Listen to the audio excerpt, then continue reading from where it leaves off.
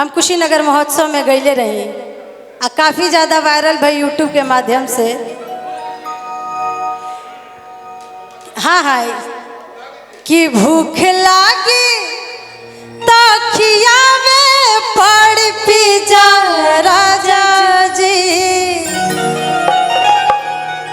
लड़किया कहती आजकल के देखिए, थोड़ा देर पहले हम एगो प्रेम के गीत गौले रही, लेकिन आजकल के प्रेम में का बा ये कि मोबाइल के रिचार्ज करावो तो मानम की प्रेम बा, भूख लगी तो खाना ऑर्डर करो तो मानम की प्रेम बा। तो लड़किया कहतिया कि प्यार करे से पहले सोच ला नतीजा राजा जी।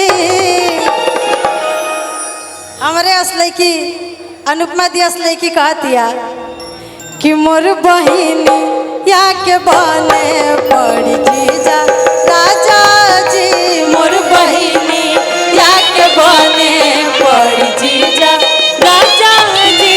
मोर बहिनी या के बने पड़ी जीजा।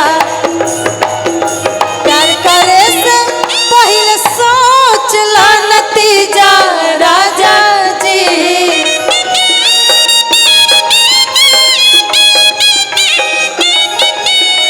प्यार करे से पहले सोच ला नतीजा राजा जी। मोर बहिनी या के बने पड़ी जीजा राजा जी। मोर बहिनी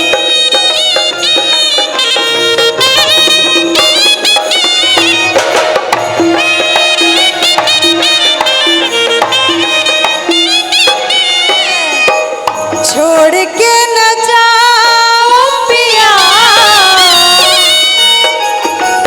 छोड़ के न जाओ पिया।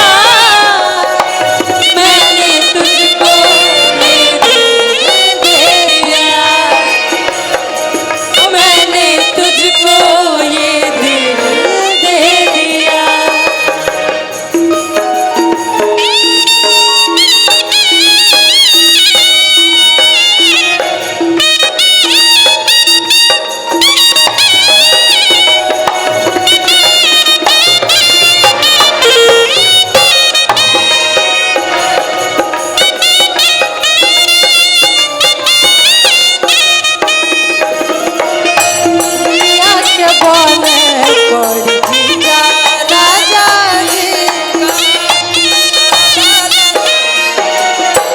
लास्ट एगो अंतरा सुना के माई हम अपन गार्जियन भैया के देम।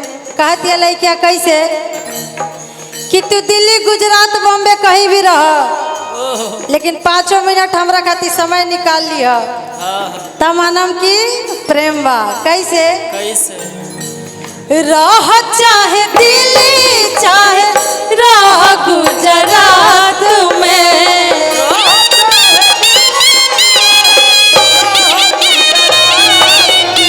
और का दिन भर पीछे बाकी बात करिया रात में।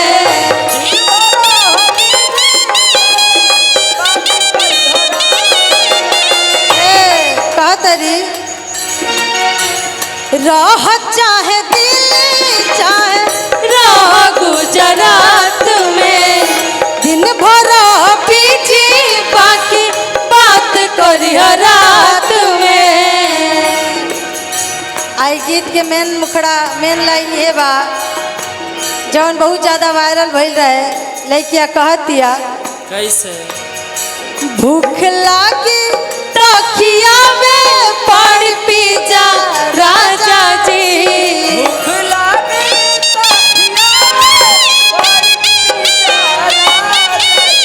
भूख लागी तो खियावे पड़ पिज्जा राजा जी। मोर बहिनी क्या के बने पड़ जीजा राजा जी। मोर बहिनी क्या के बने